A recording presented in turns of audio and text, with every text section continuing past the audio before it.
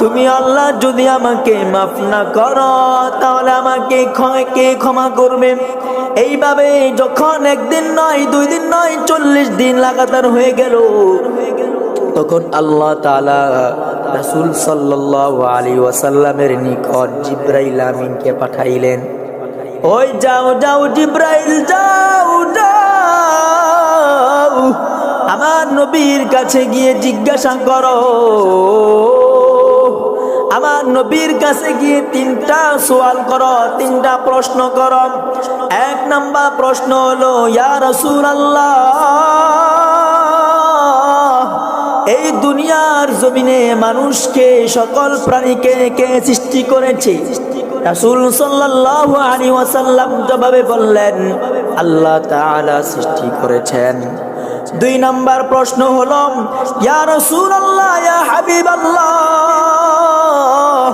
দুনিয়ার জমিনে সকল প্রাণীদেরকে কে রিজিক দেয়?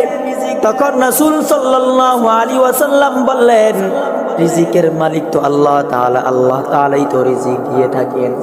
3 নাম্বার সওয়াল করলেন, ইয়া রাসূলুল্লাহ, ইয়া হাবিবাল্লাহ, এই দুনিয়ার জমিনে কোনো মানুষ যদি কোনো পাপ করে, এই পাপের ক্ষমা কে করে? তখন রাসূল সাল্লাল্লাহু আলাইহি ওয়াসাল্লাম বললেন, আল্লাহ তাআলাই তো ক্ষমা করে। এই 3টা সওয়াল যখন করেছে, সওয়ালের পরে জিবরাইল আমিন জিজ্ঞাসা করলেন, ইয়া রাসূলুল্লাহ, কিছুদিন আগে আপনার কাছে আপনার একজন সাহাবী এসেছিল, আপনি তাকে হতাশার মধ্যে ফেলে দিয়েছিলেন। আপনি বলেছেন তোমাকে আল্লাহ তাআলা পর্যন্ত ক্ষমা করবে না, তোমাকে আল্লাহ তাআলা পর্যন্ত মাফ করবে না। সৃষ্টি করেছেন যিনি, রিজিক দেন যিনি, মাফ করেন তিনি, সুতরাং আপনি এটা বলেছেন, আল্লাহ তাআলা খুশি হন নাই আপনার এই কথায়।